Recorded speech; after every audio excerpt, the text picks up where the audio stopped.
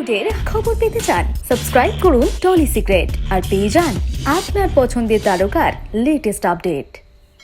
পছন্দের জায়গা এর জন্য আমার ফেভারিট জায়গা বানতলা, যেটা কাছাকাছি, সেটা গাড়ি করেই যাওয়া যায়। বাইরেও তোমাদের অবশ্যই যেতে হয়। বাইরে বেড়াতে যাওয়ার জন্য অনেক জায়গা আছে, সেগুলো যেখানেই মানে আমি যেখানেই বেড়াতে যাই সেখানেই ভালো লাগে। বিদেশে টুকটাক খুবই সামান্য, ইউএসএ তে গেছি একবার, বল্টিক ইউরোপে গেছি, আর দেশের মধ্যে বিভিন্ন জায়গায় ঘুরেছি। যেখানেই বেড়াতে গেছি ভালো লেগেছে, কোনো জায়গায় এমন নেই যেখানে গিয়ে এখানে কেন এলাম, বিরক্তিকর জায়গা তখনই মনে হয়।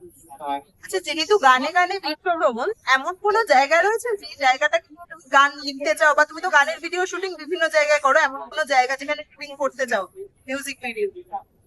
ইচ্ছে তো অনেক জায়গাতে গিয়ে গান শুটিং করার জন্য অনেক জায়গায় যেতে ইচ্ছে হয়, কিন্তু শুধু ইচ্ছেতে চেপেই যদি চলে যাওয়া যেত খুব ভালো হতো। টাকা পয়সা লাগে, বাজেট লাগে।